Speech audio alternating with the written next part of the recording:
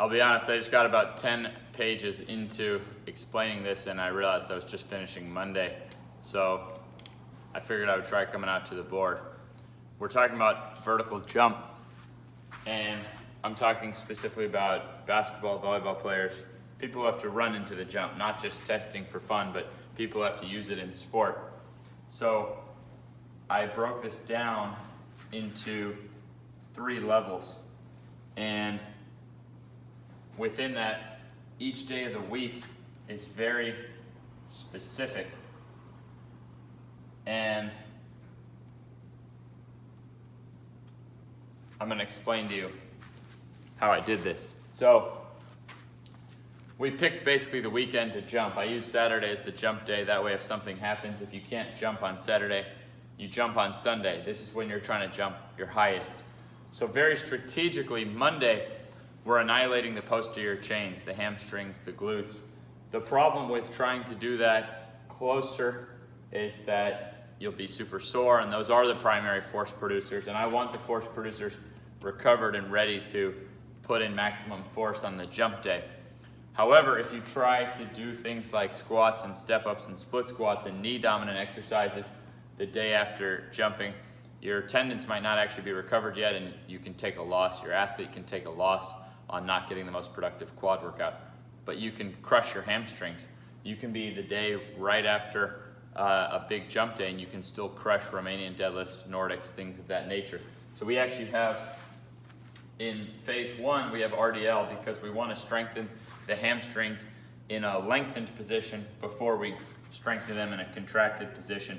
This is for safety because the number one thing I've seen in people who have hamstring injuries is poor length on the RDL. And what I mean by that is with the lower back arched, is able to really get down with the hamstrings stretching without the lower back rounding and get super deep. And you can look up and down my Instagram and see really intense length on RDL. So one note about this program is each phase is 12 weeks, and I'm actually living these 12 weeks. So in 12 weeks, I will officially launch level 1, make brochures, copyright, whatever I have to do. But I'm living this for the next 12 weeks. So I only went up to body weight on the bar. But what did I do? If you look back on my Instagram from Monday, I dropped as fast as I could without letting it round. So I kept the arch to lock it on the hamstring, dropped as fast as I could, because how fast you drop on a Romanian deadlift dictates the force.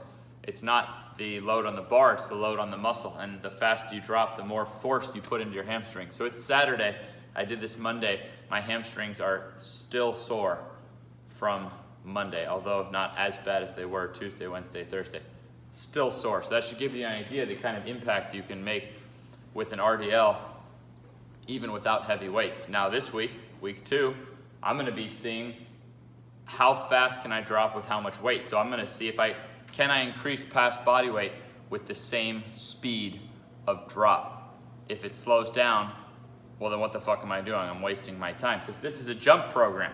More weight might stimulate maybe more grip strength or back strength, but this is a jump program. So the more I can get done for an athlete with less weight, the safer it is.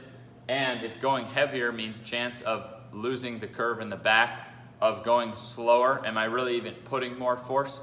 So if the athlete slows the drop, they're going heavier than they can actually handle, and you could get more force on the hamstring just with a faster drop. So I will be testing that out myself on Monday. And after the RDL, you're super stretched in this position, so we do an ATG style leg raise, which basically means toes to bar. Anyone who wants to actually do this program with videos of everything, exact sets and reps, all you have to do is get me your email and I can put you on my app on this program. So RDL is 3 warm-up sets of 10, then 3 working sets of 10. And then we got 5 rounds crushing the hip flexors, the calves. We do a single leg calf raise, really holding that top position. And the tibialis. So we're crushing hip flexors, calves, tibialis again, so that those are all recovered for the weekend. And again, this gives the athlete a sense of getting a really productive workout, even if their knees are not really ready for a productive quad workout. Now on Tuesday, we have optional recovery. And for us, that means heavy sled drives. So Tuesday, we have optional heavy sled drives. We would do a 10-minute EMOM every minute on the minute. So 20 meters, if you can get 20 meters done under 20 seconds, you're not going heavy enough. I'm talking heavy as fuck. So heavy sled, it's optional. And then we go through some stretching just for the calves, piriformis, and hip flexors, rectus femoris. So this is sled and stretching. And then we do our upper body. And we do what we call an ATG push-up, which just means a full depth push-up.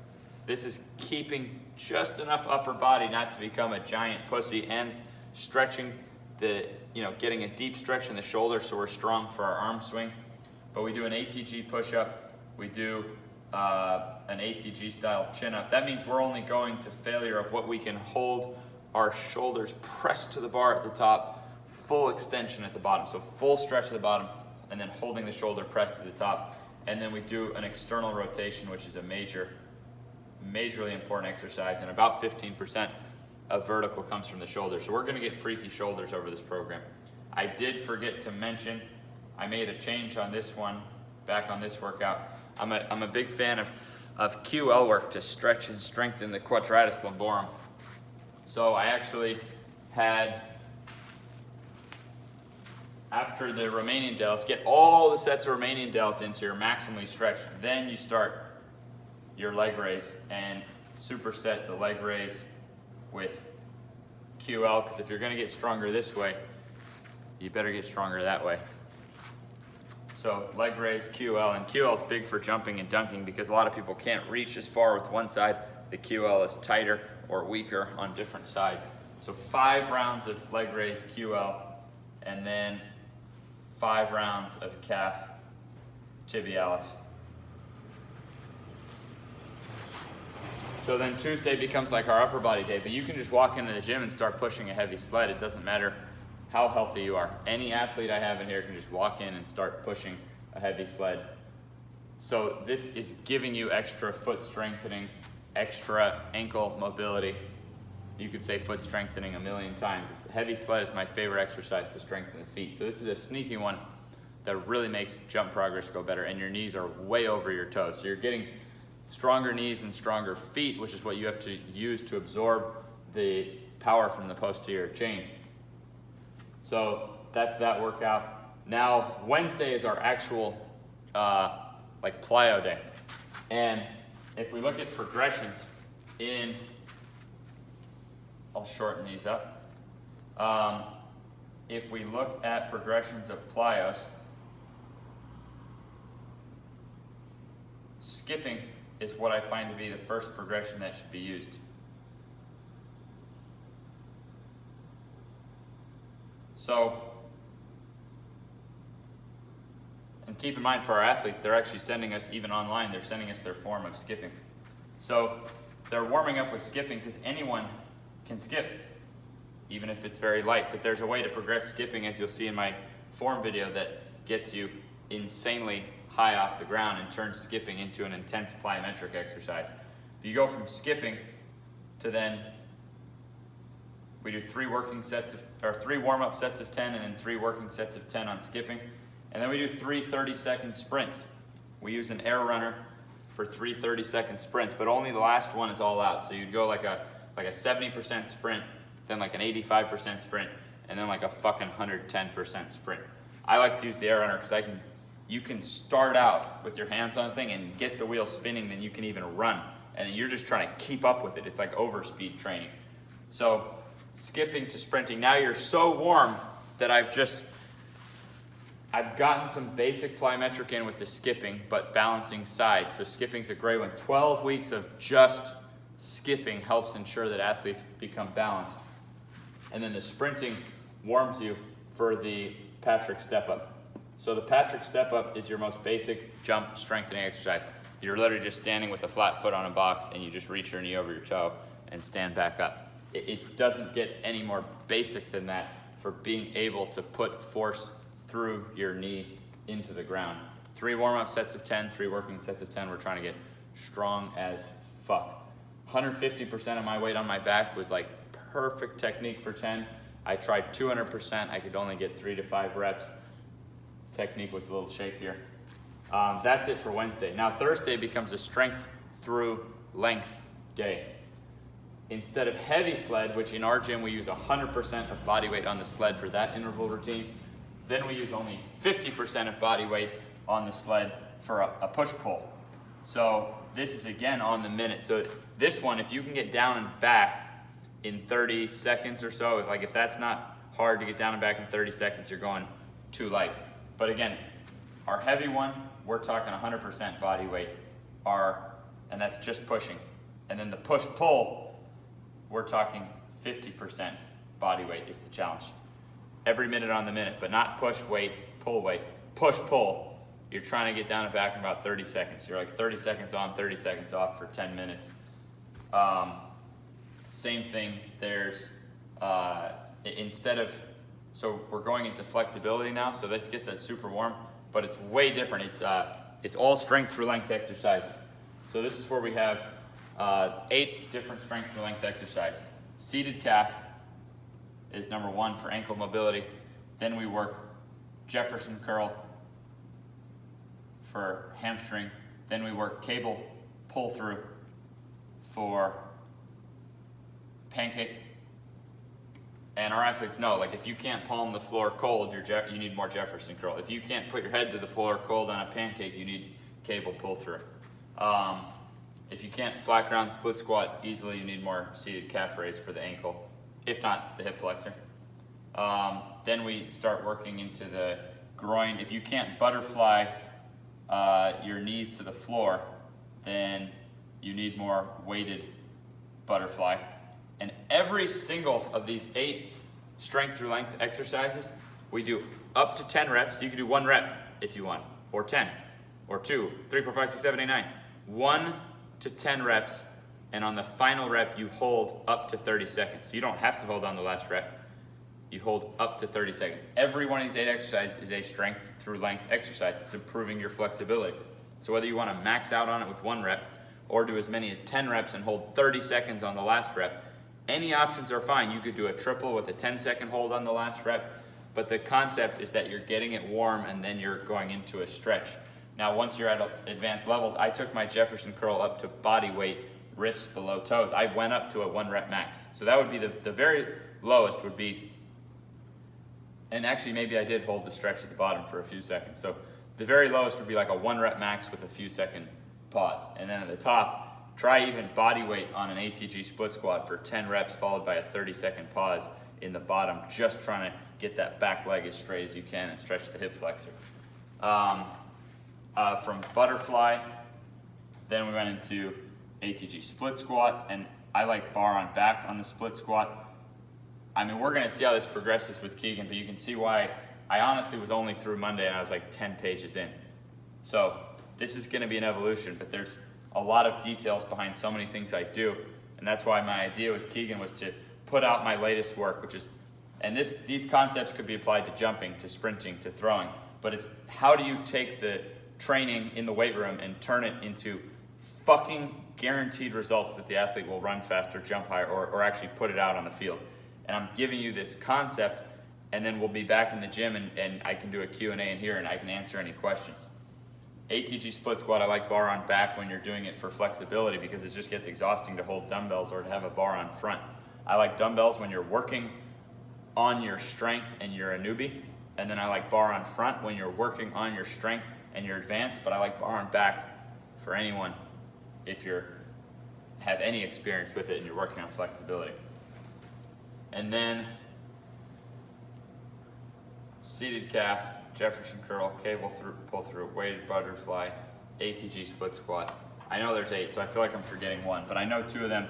I know that the last 2 were horse stance squat.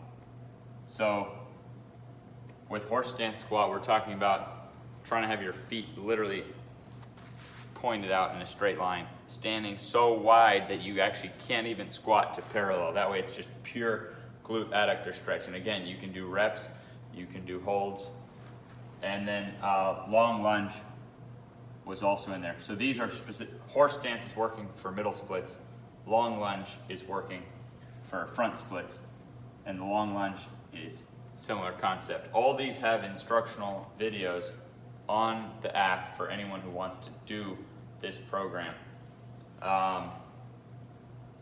1, 2, 3, 4, 5, 6, 7. It'll probably come back to me, but these are going to be used throughout. Oh yeah, seated good morning. So seated good morning. Again, if your pancake head to floor is tough for you, boom, seated good morning plus cable pull through. You'll be absolutely killing that. And there's also another stretch, like a relaxed lunge stretch, you know, where you try to get like your elbow to the floor. That one, I think athletes should be able to have both elbows on the floor very comfortably, and seated good morning corrects that as well. So 8 different exercises for athletes to work on their strength through length. Actually, I think that's right. Seated good morning was not the 8th, because I work RDL in phase 1, and then we're going to be working Nordics and seated good morning in phase 2. So we're going to build a little base of lower back strength in RDL before trying to go into the seated good morning. And it was the body weight leg extension. That's what it was. So ATG split squat will correct what I call a couch stretch hip flexor version. And body weight leg extension will correct a couch stretch, just a regular couch stretch. So all these exercises can actually be used to correct inabilities in the basics of flexibility as we see it, but you're doing them all strength through length. So this is my favorite shit, and the only other stretches in the program when there's some static stretching, it's for those upper calves to balance out from sledding. So every time you sled, you're strengthening your feet. But now while you rest, or before you sled, while you're just relaxing when you get into the gym, there's basically 2 stretches I find to balance out. That every time we do sled, we stretch our upper calves. We just stand on slant boards, stretch our upper calves, usually 3 minutes aside, and we work on our pigeon pose, which we get to ridiculous levels because we spend 3 minutes each side. So upper calf stretch and pigeon pose are the only 2 stretches that I find mandatory, and that's simply because the sled is exhausting. So it's harder to ask an athlete to do intense exercises and intense sled at the same time. But it's just like a little extra stretching to just relax and loosen up upper calves piriformis from tightening up from sled work. Friday's freaking off the whole 3 phases. Friday is off. And if we look back here for a second, if RDL is used in phase 1 for the hamstring so that we get it strong through length first before tightening with Nordic. And remember, at this point, when you go to Nordic seated good morning, you say, oh, what about the hamstring? Well, you still have your Jefferson curl. The RDL just gets it off on the right foot. Now Nordics and seated good morning used here. Now in level 3, we're not doing a direct posterior chain, because in level 3 is when we get into squats. And these are all still theoretical at this point, because this is actually what I'm living for the next 12 weeks is phase 1. Only phase 1 is on the app so far, 12-week program. The concept is that these strength through length exercises will be mastered. Can you imagine for 36 weeks of driving up your vertical, also to be world class in split squats, to have front and middle splits, strength through length, world class pancake, Jefferson curl, ankle mobility, and all of this strong. So now if Saturday is the jump day, what we do is we get warm in some way. For me, that's playing 30, 45 minutes of basketball at a very high level, gets my juices flowing. Sometimes I get too tired, but I can't help it. I'm addicted to playing very hard. The point is, you want to get warm. You can take a bath. You can go in a sauna. You can ride a bike a little bit. You can sprint backwards. You can skip backwards. the whole idea is not to tire out your force producer so much, because we want to produce this adaptation. So you get warm by whatever means works for you. You get warm. Then you perform 3 jumps, say running off your right leg, and then just very light, and then 3 off the left, and then 3 right left, 3 left right. Everything I'm talking about is videos on our app. So we call this jump balance. You're getting good at all 4 plants. I don't give a fuck if you're a volleyball player and you think you only have to jump one way. You don't jump as high as you think. You could jump a lot higher because you're the sum of both legs. You shouldn't be a dork at jumping certain ways. You should be able to jump off all 4 plants. So 3 sets of 3 jumps on each, warming up, and then 3 working sets of 3 jumps on each. And if you do this, we'll have you send in like your best jump on each, like your last round of each. Then immediately go into a drill where you jump as high as you can, and you try to rebound jump, but only on one leg. So this simulates depth jumps, but it applies structural balance to depth jumps. So instead of just depth jumping and jumping with 2 feet, you stand on the ground yourself, you don't need any equipment, you jump as high as you can, and you land only on one leg and jump back up. And then you land from that one-legged jump into another massive 2-foot jump. So you're pounding on that one leg, and you do sets of 5 on each leg. Either 2 sets of 5 on each leg, or if one of your legs jumps higher than the other, you don't even work that one on this drill. You just do 4 sets of 5 on the side that can't jump as high. That's a drill I came up with applying balance concepts to depth jumping. Now you're almost done with your jump session. Why would you do that if you already jumped? Because that's your best time to shock your tendons.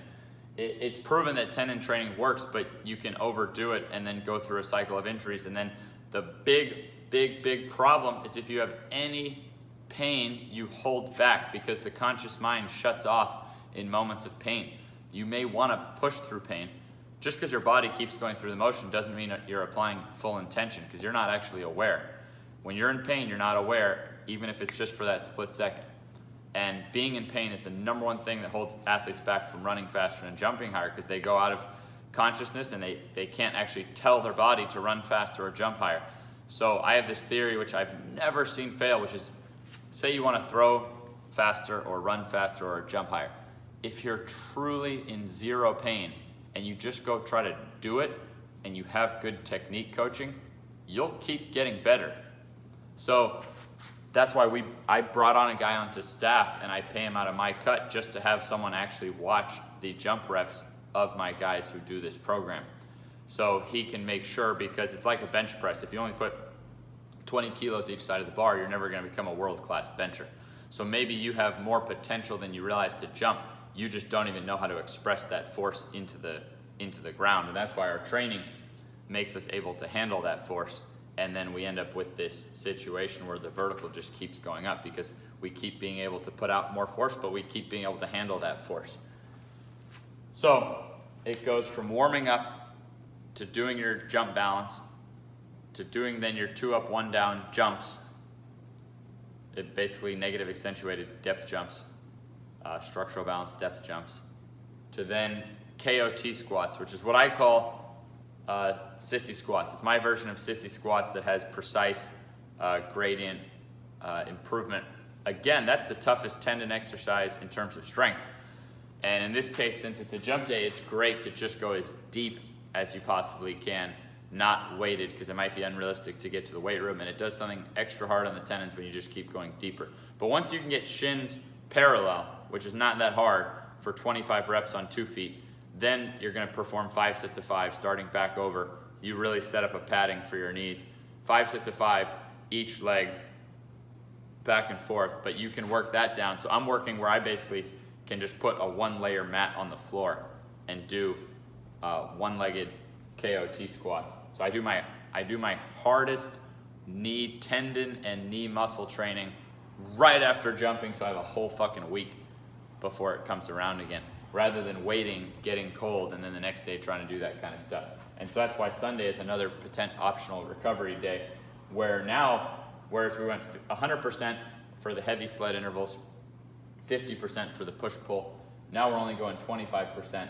And instead of going just forwards or push-pull, we're going just backward sled. And we're doing 400 meters just continuous. Just a continuous 400 meters just to get blood to recover, to start recovering those tendons. And again, it's your calf and piriformis stretching every time. And for some guys who are really weak in their quads, they will need extra, or maybe they're really tight.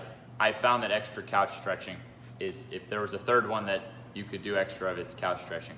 Calf, piriformis, and couch to balance out the sled work. So that's here.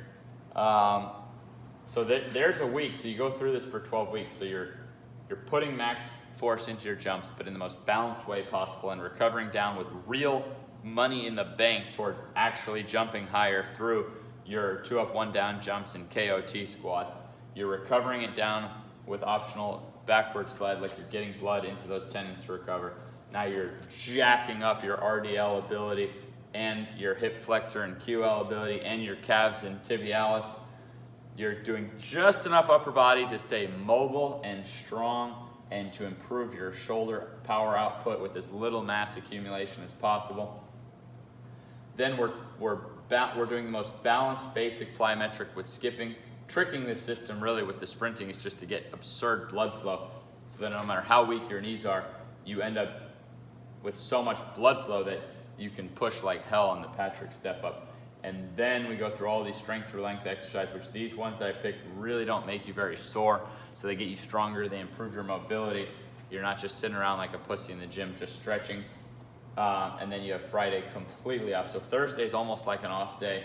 Friday's completely off. Saturday jump, 12 weeks. The changes in level 2 become the skipping turns into bounding. Bounding can be done through the heel or through the toe, and we're doing it through the toe. Like we're trying to annihilate the Achilles tendon. But again, it's balanced, one leg at a time.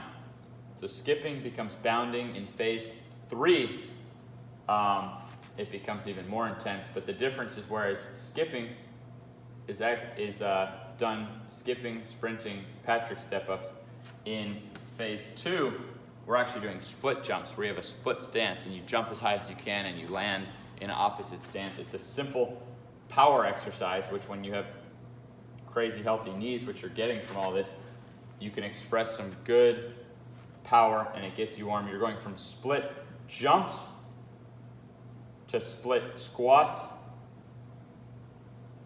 and then you're finishing after the split squats, you're doing the bounding to crush those tendons.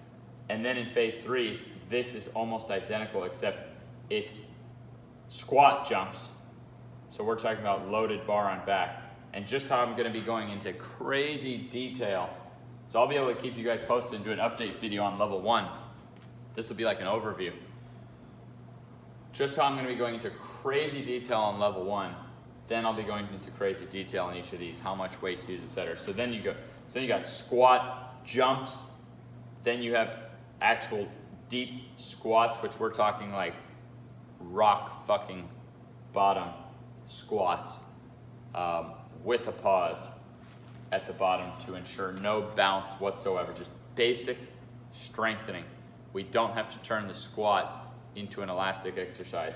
The jumps is like the power, then the actual squats is the strength, and then we finish after annihilating the legs with the squat jumps and the squats, then we do depth jumps. Now what's really cool is as you go through these phases, you can use any of the previous phases to correct still imbalances or weaknesses. So if squat is an issue, then you just don't do all your sets squats. So you would actually do like split squats to warm up for the squats. It could even be so bad that you could do step-ups, then split squats, then squats. Even though that seems in reverse order, for a guy with no injuries whatsoever, he would go squats, split squats, step-ups.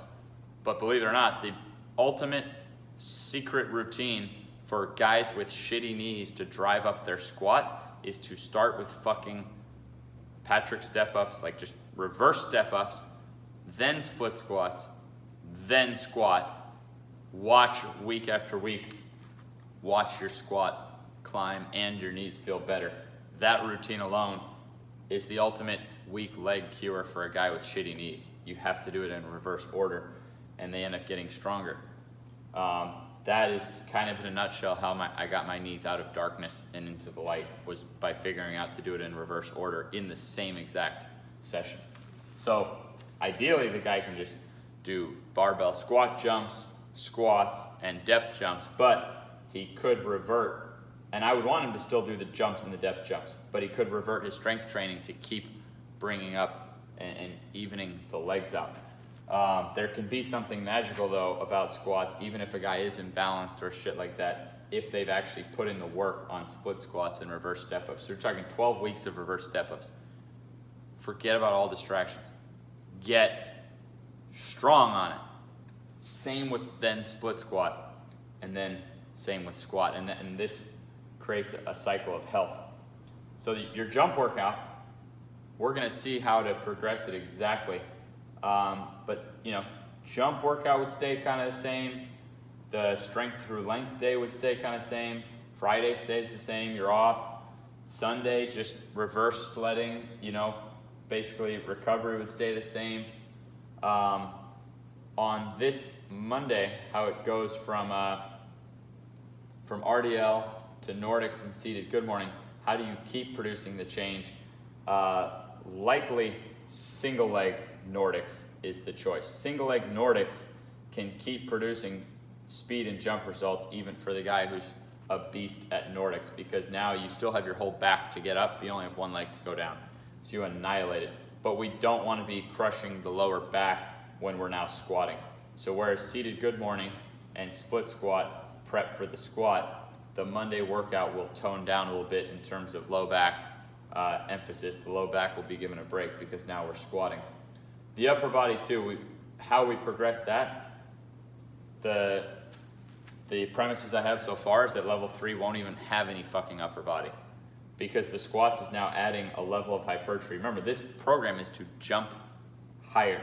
Just adding squats will add a level of hormones and hypertrophy that most guys, their girlfriends, will be checking out their upper body in phase 3, even though they're not doing any upper body. Because if you're a jumper and a guy who does barely any upper body, and you start squatting, you actually start seeing some changes.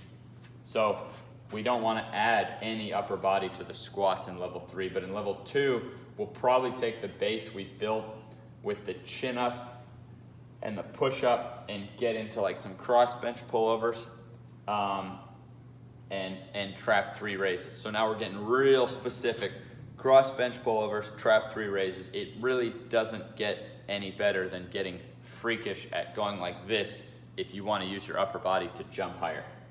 So that's kind of what would come of Tuesday's workout. But the sled stuff would stay pretty consistent. I found that the sled stuff, the consistency on the sled, and just being really good at it, you build world-class feet, and having amazing recovery, circulation, and almost what I would call like jump endurance. Like if you have no endurance whatsoever, it's kind of hard to get the most out of your workouts. So the sled is a way that you can be improving your foot strength and getting stronger, but without realizing it, stay in fantastic shape. And just being in fantastic shape, you get more out of the training. So this is the basis of how I would take an athlete. These are all the principles I have to date at hand, and I'm physically living this for 12 weeks in phase 1. And then I'm going to do the same in each phase. And by the end of 12 weeks in this, you can bet I'm going to have every frickin' detail nailed down in a way that no one can fail to jump higher and get healthier knees from it. But if you don't even play sports and you had one takeaway, I would take away that for guys with weak knees, painful knees, reverse the order. Reverse step up, split squats, then squats, and watch their squat start to climb and their squatting form start to improve, and the squats start to feel better and their knees start to transform, and then they build up this abundance of protection and never look back. And it's also a good point about if you have like say this was like a speed program, in this case it's jumping, But you can see I'm using this tactic of actually doing like the toughest knee tendon exercises right after jumping. So you could apply a similar concept to speed. You know, you could do the most insane hamstring or hip flexor stuff like as soon as possible after sprinting, either the same day or like we do over here on Monday. And that's another good tip, which is that, you know, if you know an athlete's training hard on a certain day, set them up to win. Set them up with a workout where they get to train hard, crush muscles without having to back away because of pain, but avoiding any of the sensitive areas. So depending on the sport that you train, you know, give them something. If it's a baseball pitcher, right? I don't know, give him like I don't know what it's like to play that sport, but, you know, give him his toughest squat workout or something like that. But don't, you know, get as much recovery in as you can, as much blood flow in as you can before you actually test his shoulder ability again, or in this case, knee ability. And also, with, say it was a pitcher, you could get in your hardest shoulder workout like right after playing.